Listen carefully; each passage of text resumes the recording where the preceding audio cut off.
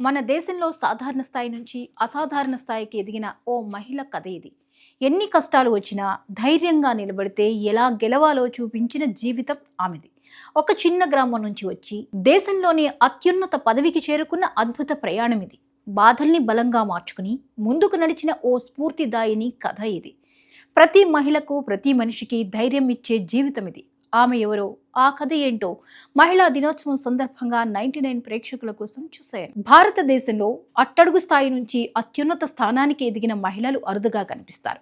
పురుషాధిక్య సమాజంలో ఒక మహిళ అత్యున్నత స్థాయికి ఎదగడం అంటే సాధారణమైన విషయం కాదు. అలాంటి నిజమైన ప్రేరణ ఇచ్చే జీవితం అంటే ద్రౌపది ముర్ము ముందుగా గుర్తొస్తారు. ఆమె కథ విన్నాక ఎవరికైనా ఒక నమ్మకం వస్తుంది. ఎంత కష్టం వచ్చినా నిలబడితే మనం కూడా ఎదగొచ్చు అని. ద్రౌపది ముర్ము ఒడిస్సాలోని ఒక చిన్న గ్రామంలో జన్మించారు. చాలా సాధారణ కుటుంబం. డబ్బు లేదు, సౌకర్యాలు లేవు. చిన్నప్పటి నుంచి కష్టాలు ఆమె జీవితంలో భాగం. కానీ చదవాలనే కోరిక మాత్రం ఆమె వదలలేదు. ఆ రోజుల్లో గ్రామాల్లో, ముఖ్యంగా ఆదివాసీ అమ్మాయిలకు చదువు అనేది చాలా కష్టం. అయినా ఆమె పట్టుదలతో చదువు పూర్తి చేసింది.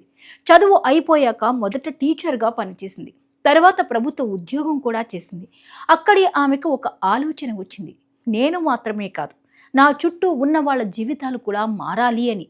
అలా ఆమె రాజకీయాల్లోకి వచ్చింది. బీజేపీలో చేరి ప్రజల కోసం పనిచేయడం ప్రారంభించింది.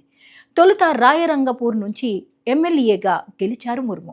మంత్రిగా కూడా పనిచేశారు. ఏ పదవి వచ్చినా ఆమె ఒకే విధంగా పనిచేశారు. ముఖ్యంగా పేదలు, ఆదివాసీలు, మహిళల సమస్యల మీద ఎక్కువగా దృష్టి పెట్టారు.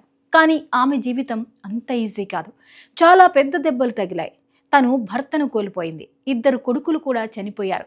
ఇంత పెద్ద బాధ ఎవరికైనా భరించలేనిది. చాలామంది అయితే అక్కడే ఆగిపోతారు. కానీ ఆమె ఆగలేదు. కన్నీళ్లు తుడుచుకుని మళ్ళీ నిలబడ్డారు. అదే ఆమె గొప్పతనం.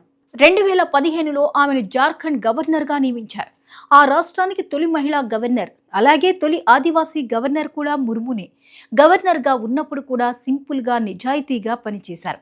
2022లో ముర్ము జీవితంలోనే అతి పెద్ద మలుపు. ఆమెను భారతదేశ రాష్ట్రపతిగా ఎన్నుకున్నారు. దేశ చరిత్రలో తొలి ఆదివాసీ మహిళా రాష్ట్రపతి అయ్యారు. ఇది ఆమెకే కాదు, దేశంలోని కోట్లాది ఆదివాసీ ప్రజలకు గర్వకారణం. రాష్ట్రపతి అయిన తర్వాత కూడా ఆమె మారలేదు. అదే సింపుల్ జీవితం, అదే మనసు. పెద్ద పదవి వచ్చినా గర్వం లేకుండా వినయంగా తన పని చేసుకుంటూ పోతున్నారు.